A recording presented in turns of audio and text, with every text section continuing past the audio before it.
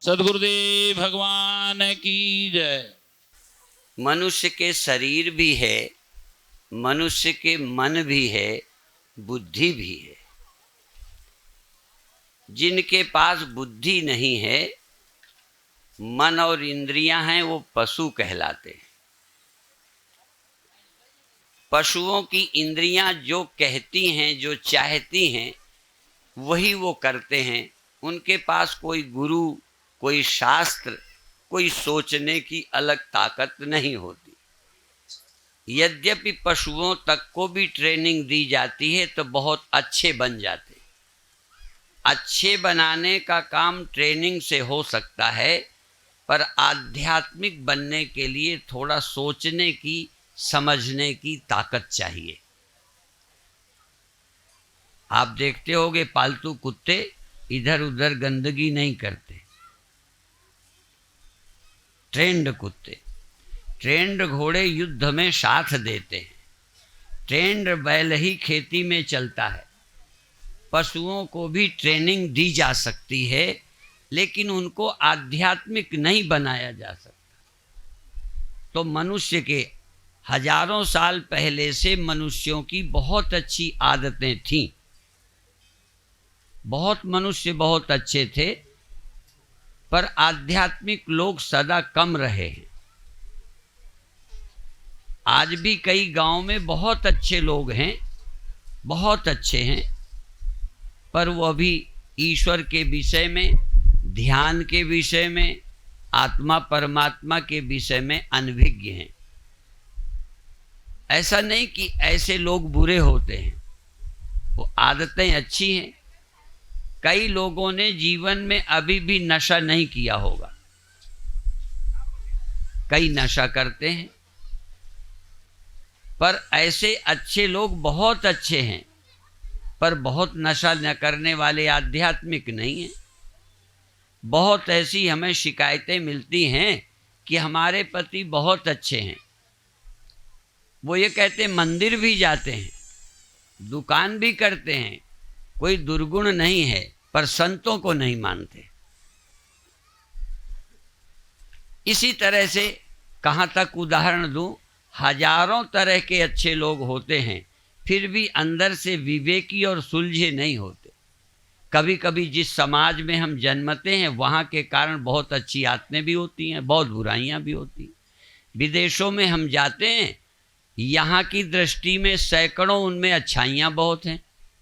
किसी को बिना इच्छा के छेड़छाड़ नहीं करते, मखौल नहीं करते, पर उनके व्यक्तिगत आचरण कई ऐसे हैं जो हमारे लोगों को बिल्कुल भाते नहीं हैं।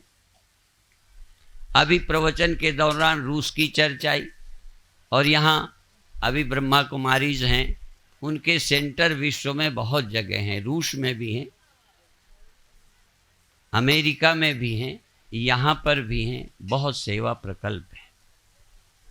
मनुष्य को सेवा की आवश्यकता है, सुविधा की आवश्यकता है। निर्धन रहना अच्छा नहीं है, निर्धनता भी एक अभिशाप है। इलाज के पैसे ना हो ये अच्छी बात नहीं, पर जो स्वस्थ शरीर के हैं, राजे महाराजे हैं, सेठ साहूकार हैं, स्वस्थ भी हैं, पैसा भी है, पैसा है, वो औरों को तक दे सकते हैं, पर दुखी हैं। क्यों दुखी हैं? हमारे यहाँ गुरबाणी में एक जगह है, सकल सृष्टि का राजा दुखिया। सारी सृष्टि का कोई राजा हो जाए तब भी दुखी रहेगा, क्योंकि मौत उसका पीछा नहीं छोड़ेगी। राजा होने से क्या फर्क पड़ता है? क्या समय काल धनी और अमीर और राजा देखता है क्या? और यहाँ तक आप अच्छे स्वभाव के हैं तो क्या हुआ? अच्छे स्वभाव की आवश्यकता है, राजा की आवश्यकता है, सेठ साहूकारों की जरूरत है, और हम तो ये चाहते हैं सब तुम राजा जैसे सुखी संपन्न हो। पर फिर भी एक चीज है जो बिना साधुओं के, सत्संग के, उपनिषदों के न कभी सुलझी है और न सुलझेगी। उसके सुलझने के लिए आवश्यकता है किसी ज्ञानी गुरु की। और शरीर है, कभी कभी एक बार मेरा स्वास्थ्य खराब हुआ और मैं माउंट आबू में ही था, तो इन्हीं के हॉस्पिटल में मैं भर्ती हुआ। दर्द बहुत था, फिर ठीक नहीं हुआ तो मैं अहमदाबाद ले जाया गया। बच गया, जा भी सकता था, आज नहीं तो कल। अर्थात शरीर तो जाना है और दर्द ना हो ये बहुत अच्छा है। एक इन्हीं की पुस्तक में एक बात पढ़ी थी, दर्द के विषय में नहीं था, पर मानसिक दुख क्रोध विकार में 2 सेकंड में या 2 मिनट या 2 सेकंड लिखा, ये मैं भूल गया हूं, पर 2 मुझे याद है कि आप उस दुख से पार हो जाएं। जैसे स्वप्न से पार होने में जागना मात्र चाहिए, जागे कि स्वप्न के बाहर हो गए। पर स्वप्न में कोई व्यक्ति कितना दुखी हो, समस्या से ग्रस्त हो, जागना उस पर निर्भर नहीं है। ये फर्क समझ लें। यदि स्वप्न में आप दुखी होंगे तो दुख से बचने की कोशिश करेंगे, बीमार हैं, खतरा है, झगड़ा है, तो जीतने की बचने की कोशिश करेंगे, जगने की नहीं करेंगे। वहाँ जगना प्रकृति पर निर्भर है, एक ईश्वरीय प्रक्रिया है जिससे तुम जग जाते हो। पर यहाँ एक बात पक्की है, आप दुखी हैं, विकारी हैं, क्रोधी हैं, ईर्ष्या में हैं, यदि आपको एक बार गुरु ने जगा दिया है तो दोबारा जागने में सिर्फ तुम्हारी इच्छा हो तो तुरंत जाग सकते हो। तो उस पुस्तक में पढ़ा कि पार जाने के लिए, मुक्त होने के लिए 2 सेकंड लगने चाहिए। अर्थात उसकी याद करो और मुक्त हो जाओ। गुरुवाणी में कई जगह कहते हैं सुमिरो, सुमिर सुख पाओ, केवल उसका स्मरण करो। अंधेरे से परेशान हो या तो उजेला पैदा करो, एक तरीका है, और दूसरा यदि है उजेला तो अंधेरे कमरे से उजेले में चले जाओ। देखो, ये संसार में जागे रहकर काम करना ये एक है, और दूसरा यदि संसार में पूरे जागे नहीं रह सकते हो काम करते, तो थोड़ी देर मन को संसार से हटाकर सुमिरन में चले जाओ। मन तहाँ जहाँ रघुबर वैदेही, तन मन बिन सुख दुख कहु के ही। मन जब परमात्मा में लग जाता है तो सुख दुख चला जाता है। सुख दुख मन का है, पीड़ा, प्लेजर और पेन, पीड़ा शरीर से जुड़ी है। पीड़ा से मुक्त होना ज़्यादा अभ्यास का काम है, पर दुख सुख से मुक्त होना जरा सा होश आया, ध्यान दिया और मुक्त हो गए। स्वप्नों से जैसे मुक्त होने में कोई प्रैक्टिस नहीं, बस नींद खुल जानी चाहिए। चाहे अपने आप खुल जाए, चाहे कोई पड़ोसी धक्का दे दे। हाँ, इच्छा तो आप कर नहीं सकते। स्वप्न वाला व्यक्ति जागने की इच्छा नहीं करता। इसी तरह अज्ञानी व्यक्ति यदि गुरु न मिले तो ज्ञानी होने की कोशिश नहीं करता, परमात्मा को जानने की कोशिश नहीं करता, दुख से बचने की कोशिश तो करता है। कोई ऐसा नहीं है पापी से पापी, मूर्ख से मूर्ख, जो कष्ट से, दुख से, मृत्यु से बचना नहीं चाहता। पर उपाय कौन करता है? इसको मार दो, चोरी कर लो, नशा पी लो, सो जाओ, जाग जाओ, ज्ञान प्राप्त कर लो, इसकी इच्छा नहीं करता। पर एक बार गुरु किसी तरह से जब जगा देते हैं और उसको जागने का रस मिल जाता है, सुमिरन का आनंद मिल जाता है, मुक्ति का रास्ता मिल जाता है, अपने मन की समस्याओं से पार जाने का जब रास्ता आ जाता है एक बार, तो जब चाहे समस्या आई, सुमिरन कर लिया, हल्का हो गया। क्योंकि बुद्धि में केवल अनुभव ही रहते हैं, मैं दुखी हूँ या दुखी नहीं हूँ। मैं विकारी हूं या निर्विकार हूं। सोचा और हो गया। जैसा सोचोगे वैसे ही हो जाओगे। आद्य जगत गुरु शंकराचार्य कहते हैं, जिसकी जैसी मति उसकी वैसी गति। असल में मति ही सब कुछ है। और जागृत की मति, स्वप्न मति और सुषुप्ति, ये तीन तो हमारे अनुभव हैं। अभी अभी स्वामी जी महाराज नींद की चर्चा कर रहे थे और एक जिम्मेदारी की भी कर रहे थे। बीच में वो भी कह दूं, अभी एक सुन रहे थे कि हम जिस देश की रोटी खाते हैं, जिस देश का पानी पीते हैं, इस देश को ठीक रखने की हमारी जिम्मेदारी है, हमारा दायित्व तो है। ये कहते इसी बीच में लाउड स्पीकर चला गया था, इसलिए मैंने उसे दोहरा दिया। दूसरी बात उन्होंने कही थी कि कोई भी आक्रमण तुम्हारे सोए में ज़्यादा करता है, और तो और मच्छर मक्खी ये भी तुम्हें परेशान करते हैं जब सो जाते हो। हाँ, जागे होगे तो कोई आक्रमण नहीं करेगा। हमको जागृत रहना चाहिए। बाहर के दुश्मन भी, और जागृत रहोगे तो भीतर के दुश्मन भी तुम पर हावी नहीं हो सकते। इसलिए जागना बहुत आवश्यक है। पर अभी जैसे इसी को तुम जागना समझते हो, क्या स्वप्न में तुम स्वप्न को जागना नहीं समझते थे? यदि उस समय कोई कहता जाग जाओ तो तुम समझते मूर्ख है, मैं जागता हूँ, पत्नी दिख रही, बेटा दिख रहा, ये घड़ा पानी दिख रहा, रोटी दिख रही, सारा बाजार, सारी दुनिया दिख रही। स्वप्न में सोए कहाँ थे? कहाँ लगता है हम सोए हैं? ऐसे ही अभी काम करते हो, दुकान करते हो, धंधा करते हो, इसलिए लगता है हम तो जागे ही हैं। इसलिए जब साधु कहते जाग जाओ, जागने से दुख मिटेंगे, तो आपको लगता है बाबा सिर्री हैं। ऐसे ही बोले जा रहे हैं कि हम जागे नहीं हैं। जागने का इतना ही अर्थ नहीं है। हमारा एक स्वप्न भी कुछ काल का सत्य है, और यह जागृत भी एक समय सीमा में सत्य है। अभी आप स्त्री या पुरुष हैं, सदा रहेंगे। एक समय सीमा तक पुरुष हैं, एक समय सीमा तक ही इस अवस्था में हैं। ये समय सीमा का सत्य है, ये कालातीत सत्य नहीं है। ये काल की सीमा में है। अभी आप स्त्री हैं, तुम यदि किसी से कहो हम स्त्री नहीं हैं तो लोग कहेंगे पागल है ये। तुम पुरुष हो, यदि कहा जाए तुम कहाँ हो तो यहाँ बैठे हो, यदि नींद आ जाए तो कहाँ हो। यदि नींद आ जाए, कई सभा में बैठे बैठे सुबह की यात्रा किए, कितना थक के आए होंगे, कई को विश्राम मिला होगा तो बैठे बैठे भी सो गए होंगे। हाँ, तो कहाँ हो आप? जहाँ आपकी मति है वहाँ आप हैं।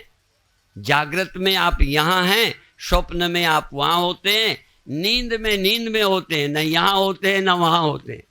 अपने होने की कल्पना ही नहीं होती कहाँ हैं। यदि ये ख्याल आ जाए कहाँ हैं, तो कहीं जाना चाहोगे, कुछ पाना चाहोगे। जहाँ तुम्हें मैं होने का ख्याल आ जाता है, तहाँ कमी ख्याल आती है और उसके पाने में लग जाते हो। कुछ अच्छाई ख्याल आती है, उसको बचाने में लग जाते हो।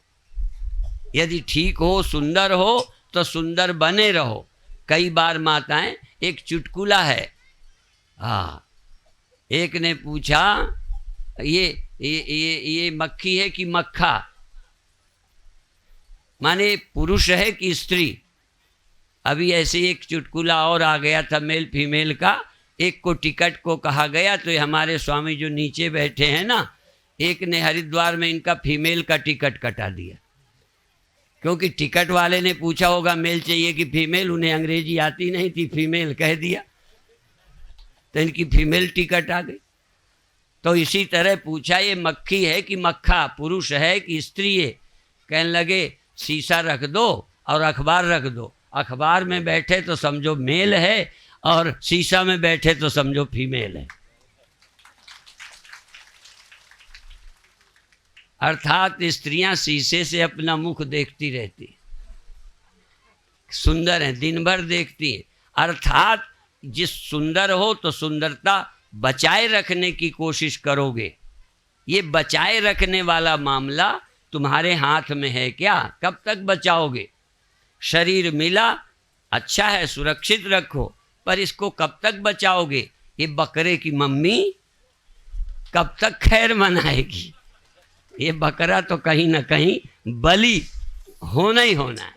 ये देह तो आज नहीं कल जाएगा। निश्चिंत तो वही रह सकते हैं जो बियॉन्ड टाइम उस सुप्रीम सत्य को, परम सत्य को, जो कालातीत है, जो काल से प्रभावित नहीं होता, देह काल से प्रभावित होता है। जागृत स्वप्न सुषुप्ति, अभी तक मेरी जानकारी में ऐसा कोई साधु नहीं मिला जो जागृत ही रहे, स्वप्न और सुषुप्ति में न जाए। अर्थात अंतःकरण ये प्रकृति का बना है, जागृत स्वप्न सुषुप्ति होगी। जैसे कोई बच्चा जवान हुए बिना नहीं रहता, जवान वो ऐसे ही मर जाए एक्सीडेंट से तो बात अलग, नहीं बूढ़ा भी होएगा। अब बूढ़ा होके भी बना ही नहीं रहता। नहीं, ठीक है, बचपन चला गया, जवानी चली गई, सावधान नहीं थे, बुढ़ापे में अब सावधान हो गए हैं, अब इस बेचारे बुढ़ापे को ही बना रखेंगे हमेशा। पसंद न होने पर जीना पसंद है, बुढ़ापा पसंद न होने पर भी मरना पसंद, इसलिए बुढ़ापा ही बना रहे। इसलिए कोई बूढ़े कहेंगे महाराज आशीर्वाद दो और हम नाती पोता देख लें, और जब नाती पोते देख लेंगे तो फिर सनाती गनाती, फिर तो कहेंगे हम ये देखना चाहते हैं कलयुग के बाद हमारे देश का क्या होगा, तब तक हम देखना चाहते। अर्थात बूढ़े होकर भी बने रहना चाहोगे। ये जो दिमागी दुर्बलता है, इसके पार होने के लिए यह जीव जब तक ब्रह्म को, उस शिव स्वरूप को प्राप्त नहीं करता, तब तक इसका भय नहीं मिटता। शिव जो हैं स्वयंभू हैं, वो कालातीत हैं, जिनका काल नहीं, काल से प्रभावित नहीं। ये सारी सृष्टि, और तो छोड़ दो, कई लोग हमारे ग्रंथों से विरुद्ध भी कई सत्यों का वर्णन करते हैं, पर हम बता दें, भारत के ग्रंथों को ठीक से समझने वाला, उसका मुकाबला विश्व में कोई नहीं कर सकता, कोई नहीं कर सकता। हमारे यहाँ एक रामायण की एक श्लोक, यन माया वसवर्ति विश्वमखिलम ब्रह्मादि देवासुरा यत् सत्वादमृषैव भाति सकलम रज्जौ यथा हेर्भ्रमा यत्पादपलवमेकमेवै भवाम्भोधे स्थितिरसावतां वंदे हम तमशेष कारण परम रामाख्यमीशम हरिम। अर्थात जो भी शरीरधारी हैं वो माया में ही हैं, अंतःकरण माया ही में है। तो ब्रह्मा भी, ब्रह्मादि देवासुरा, ब्रह्मा आदि देवता भी जिस माया के वश में हैं, अर्थात वो जगाती है, वो सुलाती है, वो जवान करती है, बूढ़ा करती है, शरीर में रखती, शरीर से बाहर कर देती है। आप तो इसी में रहोगे ना, चूँकि ना आप ग्रंथ मानो न संत मानो, आप अपने मन की, तो आपके तो मन की इसी में रहने का इरादा नहीं है, रहोगे। ब्रह्मा भी बदल जाते हैं, हाँ ब्रह्मा बदल जाते हैं, इसलिए हाँ ब्रह्मा का, और नहीं तो फिर यदि बदलते नहीं तो रामायण की चौपाई हटानी पड़ेगी। उपजहि जासु अंश ते नाना शंभु बिरंचि विष्णु भगवाना। जिनकी सत्ता से ब्रह्मा विष्णु महेश भी पैदा होते हैं, और एक बार नहीं, नाना, एक खत्म होता है। जैसे कितने आदमी पैदा होते, अनेकों, बने नहीं रहते, फिर दूसरे, फिर तीसरे। अभी तक दुनिया क्यों है? क्योंकि पैदा होते रहते। तो ब्रह्मा विष्णु महेश भी पैदा होते हैं, इसलिए। और जब इनको आ जाती है तो अपर जीव के ही लेखे माही, और किस गणना में हैं जब ये आ जाते हैं। फिर माया की चपेट में नहीं आता, एक नहीं आता, और दूसरा जो उसका सुमिरन करता है, बस उसका सुमिरन ब्रह्मा कर ले, आदमी कर ले, जो कोई उसका स्मरण करता है, माम एवे प्रपद्यन्ते माया में ताम तरंती ते। उस परब्रह्म ने ही चाहे कृष्ण बन के बोलें, चाहे राम बन के बोलें, चाहे विष्णु बन के बोलें, वही परब्रह्म कहते हैं। जो मेरी शरण आ जाता है वही इस माया से पार होता है। माया से पार एक है, उसका स्मरण करने वाला पार हो जाता है। इसलिए आप सब बधाई के पात्र हो। देखो, बहुनाम जन्मनाम अन्ते ज्ञानवान माम प्रपद्यते। वह परब्रह्म की किसी व्यक्ति के देह से बोल जाएं, ये कोई मना नहीं है, कोई रोक नहीं है। वह परब्रह्म किसी देह के माध्यम से, मन के माध्यम से ही बोलेंगे और कोई तरीका ही नहीं है। वो कहते हैं इस माया से वही पार होते हैं जो मेरी शरण आते हैं। माया में ताम तरंती ते। इस माया, जन्मना मरना, जागना, सोना, आना जाना, ये माया के कारण लगता है। जो मायातीत हैं वो देखते हैं अचलो यम सनातना। ये आत्मा अचल, सनातन, अविकारी, प्रादुर्भाव, तिरोभाव से रहित है। इस चैतन्य सत्य को वही जान सकते हैं जो माया से परे हैं, और माया से परे वही हो सकते हैं जो उस परमात्मा का स्मरण करते हैं। और परमात्मा का स्मरण करने की विधि उन्हीं से मिल सकती है जिनको अपने गुरुओं से स्मरण की विधि प्राप्त हो गई है। इदम परंपरा प्राप्त, ये हमने अपने गुरुओं की परंपरा से इसे समझा है। आप सबसे भी आग्रह है, एकदम यही कर लो नहीं। पहले तो ये है कि आप, हमारे यहाँ रघुवंश में ये आया है, इस देश के राजा राज्य करने वाले, काम काज में बिजी, वो लोग भी समय निकालते थे। उनके लिए आता योगे नान्ते तनुत्यजाम, वार्धक्य मुनिवृत्ति नाम। बुढ़ापे में मुनिवृत्ति में रहते थे। और शैशवे व्यस्त विद्या नाम, बचपन में विद्याध्ययन करते थे। जवानी में गृहस्थी, संतान और ये करते थे। और बुढ़ापे में मुनिवृत्ति से रहते थे। और अंत में योगे नान्ते तनुत्यजाम, और योग द्वारा शरीर का त्याग करते थे राजा लोग। आज आम आदमी को फुर्सत नहीं है, जबकि दिन भर फुर्सत है। सारा टाइम कोई ताश खेलेगा, कोई गपशप करेगा, कोई दोस्ती में टाइम बिताएगा, मनोरंजन करेगा। हमारे गुरुदेव कहते थे मनोरंजन नहीं, मनोभंजन करो। मैं हूं उन संतन का दास जिन्होंने मन मार लिया। मन शोधो तन शोधो, मन बस कर राखो। तन को शुद्ध करो, मन को बश करो। हाँ, इस तरह से करो तो इस धरती पर आप मुक्त भगवान की तरह रह सकते हैं। जैसे राम भगवान, कृष्ण भगवान, तमाम संत भगवान, हम लोग सब उनको भगवान ही कहते हैं। सबको भगवान लगाते हैं जो उससे जुड़ जाते हैं। और गुरुवाणी में भी कहा, उस नर में हरि में कोई अंतर नहीं है। जो उसका निस्दिन स्मरण रखते हैं वो नर नारायण ही हैं। उनकी बात नारायण की बात है, उनका संदेश। इसीलिए पैगंबर को क्या मानते हैं? उनका पैगाम लेके आए। यीशु को कहेंगे उनका एक लौता बेटा है। वैसे तो सब ईश्वर के बेटे हैं, वही अकेले थोड़ा हैं। हम कोई ईश्वर के नहीं, अनीश्वर के बेटे थोड़ी हैं। एक ही तो पिता है सारी सृष्टि का, हम सब उसी के पुत्र हैं। और जो जानकार है वही उसका संदेश देता है। जिसकी अपनी वासनाएं होती हैं उस संदेश में अपनी इच्छाएं मिला देता है। हाँ, ये ध्यान रखो। यहाँ तक मैं तुमसे संदेश भेजूं अभी हरिद्वार, तो वहाँ जाते तुम्हारा मेरा संदेश बदल जाएगा। क्यों? आप अपने ढंग से प्रस्तुत करेंगे। मैंने प्यार और विनम्रता से कहा, तुम उसे जाके जोश से जाके कहोगे स्वामी जी ने कहा ये करना है, लो बदल दिया। तो परमात्मा का संदेश वही दे सकता है जिसके अंतःकरण में अज्ञान, वासना आदि दोष न हो।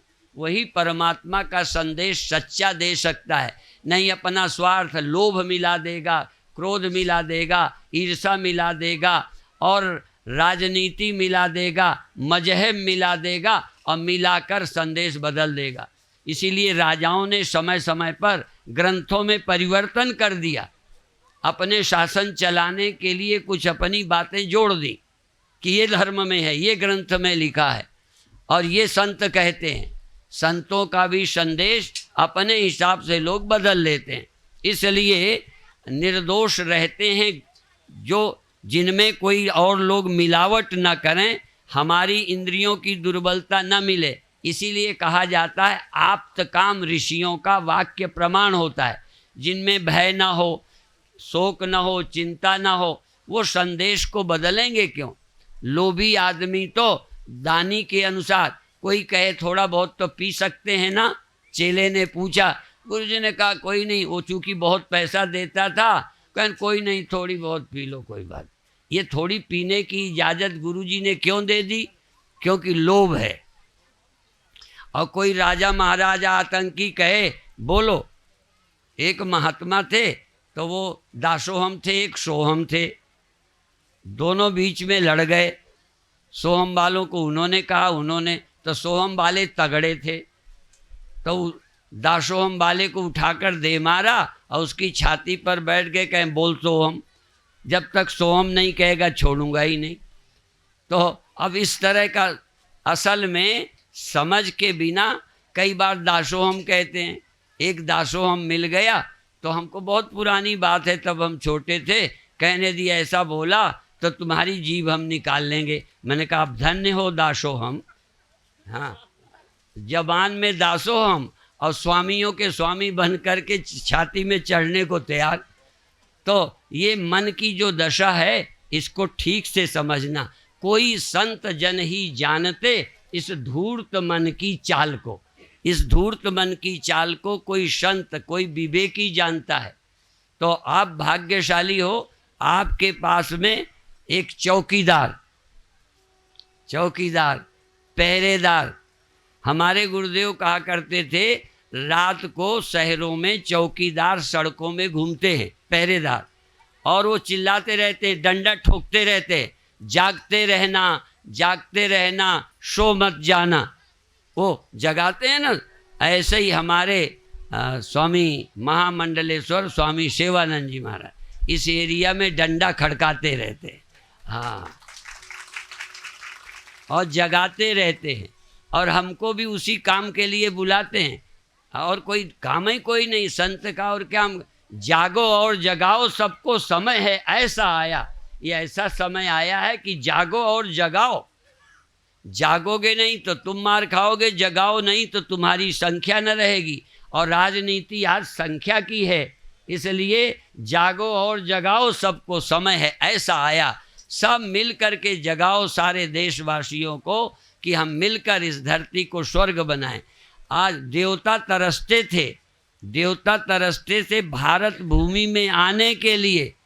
हाँ, देवता गुणगान करते थे, पर एक भारतीय हमें मिला तो कहते थे हम इतने पुण्यात्मा तो नहीं कि स्वर्ग प्राप्त करें या जन्म मरण से छुटकारा हो जाए, इतना ही आशीर्वाद दो कि हम अमेरिका के कुत्ता बन जाएं।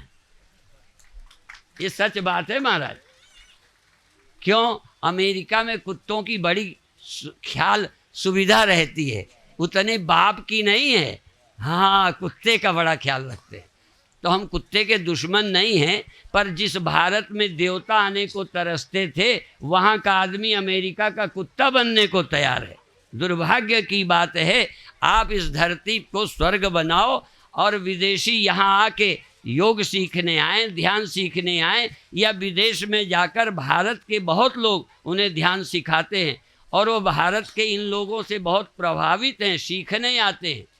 लेकिन हम उनसे वो कपड़ा पहनते हैं, क्या करते हैं, और उनसे भी कोई अच्छाई नहीं सीखते, उनकी गंदगी सीखते। इसलिए आप सबको मैं बधाई देता हूँ, धन्यवाद देता हूँ और प्रसन्नता भी अनुभव करता हूँ। जैसा कि अभी पूज्य स्वामी सेवानंद जी महाराज एक बात कह रहे थे, जब इन्होंने कहा भोजन परोसने की कठिनाई है, मैं किसी का नहीं नाम लेता, सब उठ गए।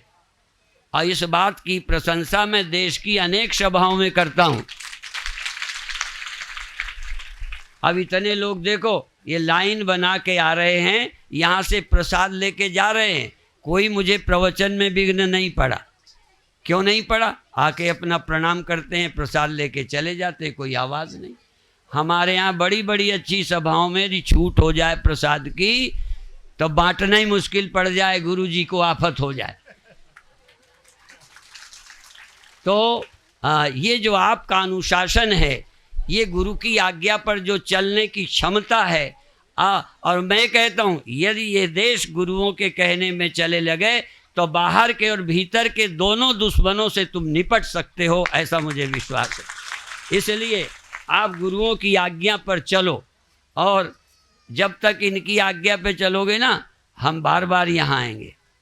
हाँ हाँ, दो ही होते हैं, जिनकी इच्छा में जनता चलती हो ना।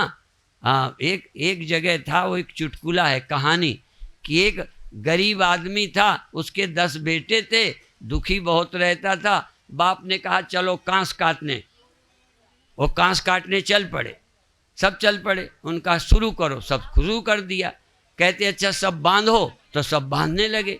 तो एक पीपल में भूत रहता था, उन्होंने सोचा ये ऐसा भूत आया, कहते आप क्या कर रहे हो? तो बाप ने कह दिया तेरे बांधने के लिए कर रहे हैं। तो कहते अच्छा मुझे नहीं बांधो, जो कुछ चाहो ले लो। उसने बहुत धन दे दिया, तमाम धन लेकर के वो चले आए।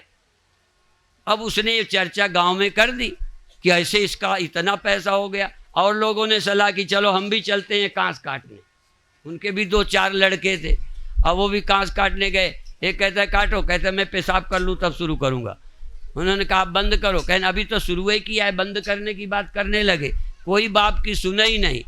तब भूत सोचे कि आएगा, तो उन्होंने फिर भूत आया भी। कहने क्या बात है? कहने लगे तुम किस लिए आए हो? कहने तुम्हारे बांधने के लिए। कहने पहले अपने परिवार बांध ले तब हमें बांधना। तो जो अपना परिवार नहीं बांध सकता, अपने शिष्यों को नहीं बांध सकता, अपने समाज को नहीं बांध सकता, फिर क्या करेगा? इसलिए तुम यदि गुरु के अनुशासन में रहोगे तो भगवान भी धरती पर आएगा, तुम्हें वहाँ जाने की जरूरत नहीं पड़ेगी। और हम लोग तो उन्हीं में हैं, धरती पर भगवान बुलाते रहे हैं। हाँ, तो आप धरती पर स्वर्ग ला सकते हैं। महर्षि अरविंद भी यही कहते थे कि भाई अभी देवताओं का अवतरण बाकी है, हमें आरोहण जाना नहीं बुलाना है। खैर वो सफल हुए कि नहीं, इसी तरह भगवान यहाँ बुलाए गए हैं। तो और ज्ञानी क्या हैं?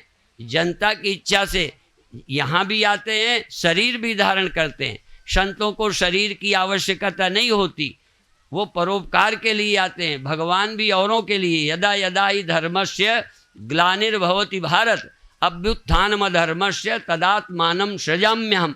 परमात्मा स्वयं शरीर धारण करते हैं लोकहित के लिए, अंतःकरण शरीर ले लेते हैं तो मुक्त ही। और हम लोग चूँकि जानते ही नहीं हैं, तो हम तो अपना व्यक्ति जीव शरीर बनकर फंसे रहते हैं। इसलिए भगवान के सहयोग में भी वो आते हैं जो मुक्त हो जाते हैं। जो मुक्त हो जाते हैं वो भगवान के सहयोगी बन जाते हैं। तो अंत में आपको 2 शब्द कहें, जहाँ तक संभव हो दुर्व्यसनों का, ऐसे नशों का त्याग करो जिससे आपका शरीर भी बिगड़ता है और काम काज को भी नुकसान होता है और बुरी आदत पड़ती। जब देखो, नशा छोड़ने का मतलब है कि आप आदत छोड़ सकते हो। मन में आता है पी लें, खा लें। यदि आप मन में उठी इस हुलक को रोक सकते हो, तो मन में उठे क्रोध को, काम को, लोभ को भी रोक सकते हो। क्योंकि एक चीज़ की मांग आती है। हमने जानवरों को देखा है, हीट पर आता है। तो एक गाय 11 महीने की थी, वो जर्सी जाति की थी, जल्दी हीट में आती।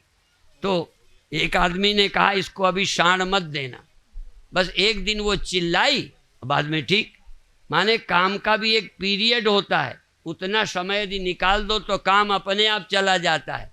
क्रोध का भी समय, इसलिए क्रोध के समय पत्र नहीं लिखना, फ़ोन नहीं करना। थोड़ी देर रुक जाओ, फ़ोन बदल जाएगा, फ़ोन की भाषा बदल जाएगी, बोलने का ढंग बदल जाएगा। समय हर चीज़ का इलाज कर देता है, सिर्फ अज्ञान का नहीं करता, तो उसका तो गुरु इलाज करते हैं। इसलिए किसी आदत को तोड़ने के लिए थोड़ा धैर्य रखो। मन में आए तो नहीं करो, अगले दिन चाहे करना, पर संकल्प लो जब इच्छा होगी तब हम नहीं करेंगे। जब इच्छा होगी नशा नहीं पिएंगे, जब मन में आएगा क्रोध नहीं करेंगे। बाद में फिर उसको शांत करो, और जब शांत हो जाएगा आप करोगे ही नहीं। कभी कभी आप बच्चे का सुधार गुस्सा में करते हो, हमें मालूम है। जब गुस्सा आता है तो मार पीट के सुधार करते हो, और जब गुस्सा उतर जाए तब कहो समझाओ, कहते अब समझाने का इच्छा ही नहीं हो रही, क्योंकि आप सब कुछ क्रोध में ही करते हैं। प्रबल इच्छाओं के समय आप सुधार करते हैं, वो नहीं होता। जब आपका मन शांत हो, क्रोध में न हो, चिंता में न हो, तब अपने देश का, परिवार का, समाज का सुधार करने की स्कीम बनाओ। पर तब आप बनाते नहीं। जब आपका बच्चा बर्बाद होता है, बिगड़ता है, दुखी होते हो, तब कुछ बोलते हो, तो उस समय तुम्हारा ही मन ठिकाने में नहीं होता कि ठीक से समझा सको। इसीलिए हमने देखा जब बाप बेटे को मारता है तो माँ कहती है तुम तो बहुत कसाई हो गए हो, इतना नहीं मारना चाहिए, इतनी बड़ी गलती क्या है। और वही माँ जब खुद पीटती है तब बाप समझाता है। अर्थात जिसको क्रोध आ जाता है उसकी अकल ठिकाने नहीं रहती। इसलिए क्रोध एक स्वयं नशा है, विकार नशा है। उस समय हम कोई काम अच्छा नहीं कर सकेंगे। इसलिए जब विकार से मुक्त होंगे तभी हम अच्छे कदम उठा सकेंगे। और 1-2 मिनट कहकर समाप्त करेंगे। और चूँकि सब संतों का सम्मान होना है, मैं तो विनोद में बोला था कि आज ज़्यादा बोलना है। ज़्यादा नहीं बोलना। हम लोग पत्र लिखते थे तो नीचे लिखते थे लिखना थोड़ा, समझना बहुत। ऐसे ही हम बोलें थोड़ा, समझो ज़्यादा। देश तुम्हारा, परिवार तुम्हारा, शरीर तुम्हारा, मन तुम्हारा, इसे ठीक रखोगे तो तुम ठीक रहोगे। एक पुस्तकालय में पुस्तकें लेने गया इंदौर, सच्ची बात है इंदौर, तो उसमें सर्वोदय पुस्तक भंडार में एक वाक्य लिखा था कि मुझे नर्क भेज दिया जाए मैं तैयार हूँ। इसलिए मैं स्वर्ग की बात कह रहा था, स्वर्ग कहीं नहीं जाने की जरूरत। मुझे नर्क भेज दिया जाए मैं तैयार हूँ, पर मेरे साथ अच्छी पुस्तकें होनी चाहिए। अर्थात हमारे पास अच्छी पुस्तकें होंगी, स्टडी होगी, तो हम नर्क में भी आराम से रहेंगे। यदि अकल ठीक न हो ना तो स्वर्ग भेज दिया जाए, थोड़े दिनों में नरक होगा। इसलिए आपको स्वर्ग बनाना है। और एक से सुना था, बना बनाया स्वर्ग नहीं, स्वर्ग बनाओ। बने बनाए स्वर्ग में कोई गया ही नहीं आज तक, वो नरक ही होता है। स्वर्ग बनाना पड़ता है।